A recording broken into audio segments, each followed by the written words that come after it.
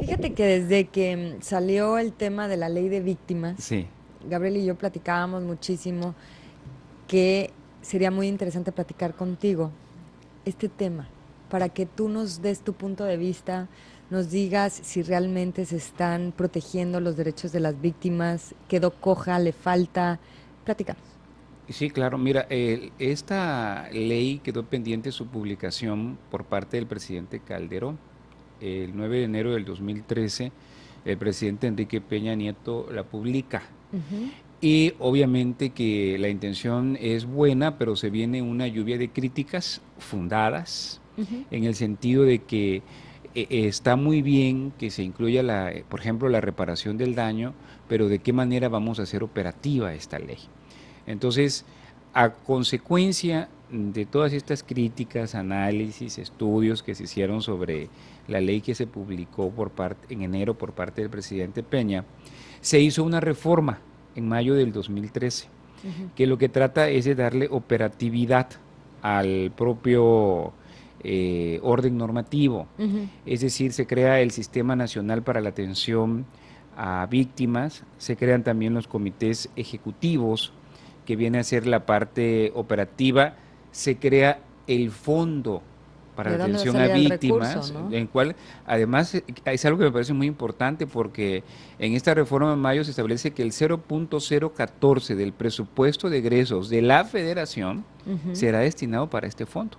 O sea, Y eso, así de grave está la ah, situación que se exacto. tiene que destinar un En- fondo. O sea, es una buena no, noticia para las víctimas, pero es una tristeza y para el son de las país. pocas acciones que me parecen a mí muy concretas, porque generalmente se crean organismos, ¿no? Y se Ujú. crean comisiones, y se crean institutos, y se crean, etcétera, Y luego se etcétera. tienen que crear Pero comisiones que cuiden a las comisiones y a así los es. institutos. Pero luego también la parte relativa a la cuestión de recursos económicos para que puedan operar, pues quedan así como en el limbo, ¿no? Queda a discusión, a la parte del cabildeo político, con los partidos políticos, etcétera, etcétera, etcétera. Pero aquí no.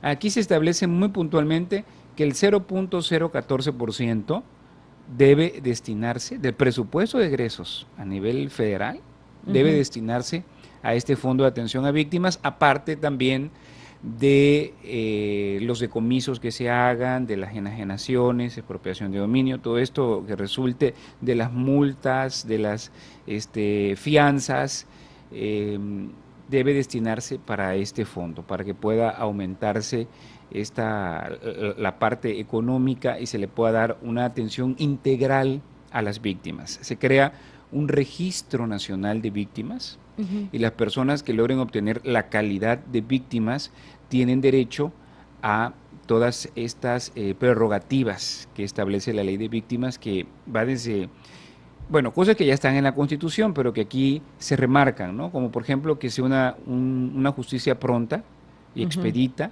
eficaz, que realmente se atienda a la víctima, que la víctima pueda conocer la verdad. ¿A qué se refiere esto? Es decir, que se lleve a cabo realmente una investigación. Tú y yo lo hemos platicado muchas veces, de que el talón de Aquiles Sí, de la Procuración de Justicia se le en el mete. país tiene que ver con la investigación. Entonces aquí es ver la cuestión de que realmente haya una investigación que llegue al fondo de los hechos y nos diga realmente qué cosa es lo que está pasando. Ujú. Que pueda recibir atención médica desde un punto de vista amplio, es decir, atención psicológica, atención inclusive quirúrgica, odontológica, en todos los aspectos que requiera la víctima. Para eso está el fondo. Ujú. De igual manera, que pueda tener asesoría jurídica adecuada en un momento determinado, y obviamente que pueda eh, llegarse a la compensación, es decir, que pueda tener una remuneración por el daño causado, que se pueda proteger a la víctima si está en riesgo, si está en peligro su vida, su integridad física, se puedan tomar medidas precautorias para asegurar de que no vaya a ser lesionada o no vaya a perder la vida, etcétera, etcétera. Entonces es algo muy completo. Aquí la ley establece que es para autoridades federales, estatales, municipales, para todos los niveles de gobierno, Sin que se establezca la competencia concurrente, sí hay una competencia coincidente para los tres niveles de gobierno, y donde se crean estos organismos que hemos hablado, del sistema, del comité. El primero, el sistema, pues el presidente de la República es el presidente de este sistema, que es como un gran consejo en el que está también la CONAGO, a través del gobernador, que está encargado del área de justicia, y bueno, autoridades federales, estatal, el Poder Judicial de la Federación, organismos no gubernamentales, la sociedad civil, la Comisión Nacional de Derechos Humanos, etcétera, etcétera. Y este es como un consejo directivo, por llamarlo de alguna forma, ¿no? Okay. Y luego tenemos el comité ejecutivo, que es el que va a llevar a cabo esas políticas públicas que establezca el Sistema Nacional de Atención a Víctimas. Entonces, y este comité ejecutivo también operativo, ¿no? es completamente operativo y estará integrado por propuestas que haga, 7 que haga el presidente de la República, y las otras a través de 4, a través de universidades, a través de organismos no gubernamentales, de las comisiones de derechos humanos del país. Nosotros estamos mandando 2 propuestas, por ejemplo, para que integren este comité ejecutivo. ¿Cuáles son, nada más paréntesis? Sí, mira, es el doctor Oscar, el maestro Oscar Rebolledo y el maestro Silvano Cantú, que son expertos en cuestión de víctimas. Y también nos hubiera gustado, pero ahorita es funcionario público y que es el victimólogo para nosotros más reconocido a nivel nacional, que es el doctor Zamora Gram.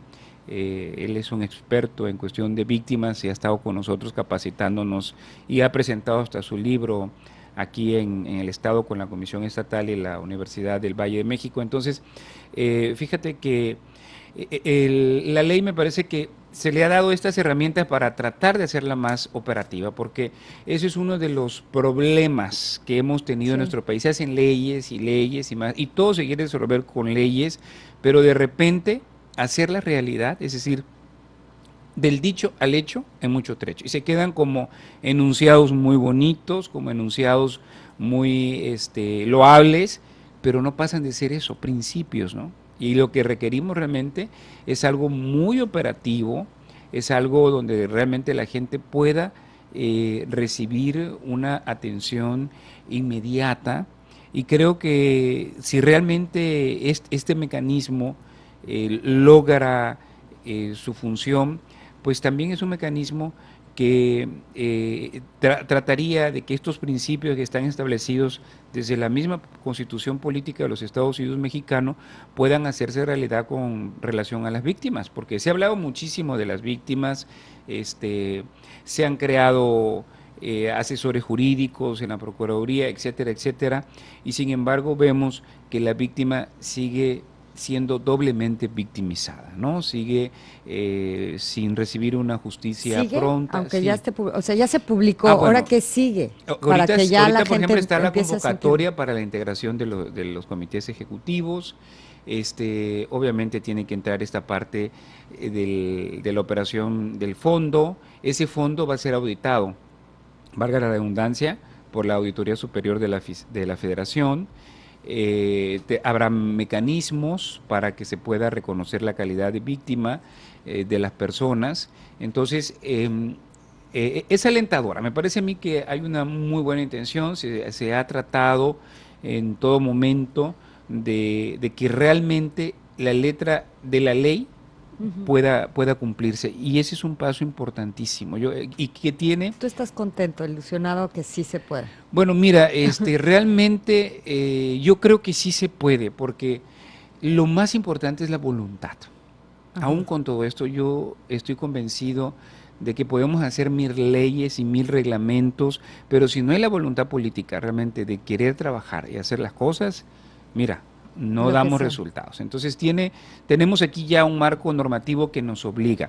Me parece a mí que la sociedad civil organizada, las organizaciones no gubernamentales que se han especializado en atención a víctimas a nivel nacional, son muy trabajadoras, son muy importantes, y ellas están empujando fuertemente, ¿verdad?, para que esto no se quede únicamente en la letra de la ley, sino para que se haga realidad, porque ya conocen realmente cómo opera el sistema de procuración y administración de justicia, que lamentablemente no deja de ser muy lento en nuestro país y donde hay grupos vulnerables que en esta ocasión se les llama víctimas potenciales, ¿verdad? Como son los niños, las personas con discapacidad, por ejemplo, en este caso que se les considera como víctimas potenciales. Grupo Presente Multimedios. Evolución, comunicación, compromiso.